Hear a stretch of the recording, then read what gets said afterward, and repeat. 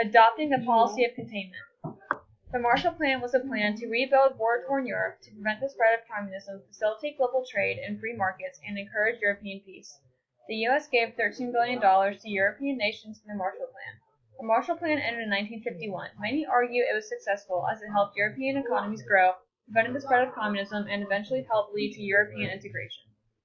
One of the main goals in the Marshall Plan was to contain the growing Soviet influence in Europe and prevent the spread of communism. The Marshall Plan required a lessening of interstate barriers and a dropping of many regulations, and encouraged an increase in productivity.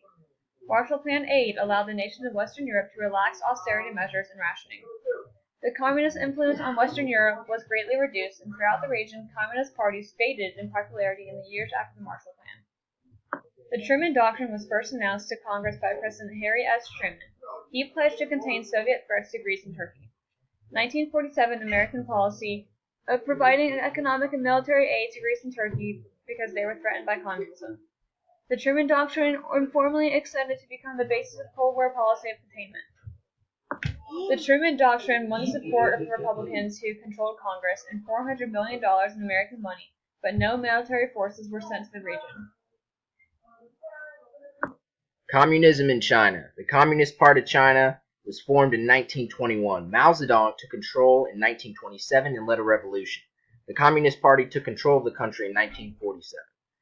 The Great Leap Forward was instituted to help transform China into a heavy industrialized society. The Korean War. The Korean War began on June 25th, and there were 75,000 soldiers from North Korea. This attack was the first military action of the Cold War. The war ended July of 1953. 5 million soldiers and civilians lost their lives during the war between both sides. To this day, the Korean peninsula is still divided. The Korean War was the first time the policy of containment spread outside the initial Asian defense framework.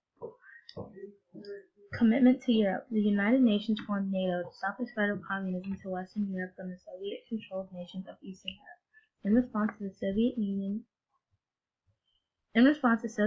created the Warsaw Pact, which is in alliance of the communist nations it controlled in Eastern Europe. The determination to stop the spread of communism is known as the policy of containment and was the basis for many U.S. foreign policy decisions. Joseph McCarthy was a U.S. Senate that was elected in 1946. McCarthy was very anti-communist, and he convicted at least 205 people that he thought were infiltrating the U.S. State Department. McCarthy spent 2 years investigating different government departments, but he was unable to provide hard evidence against them.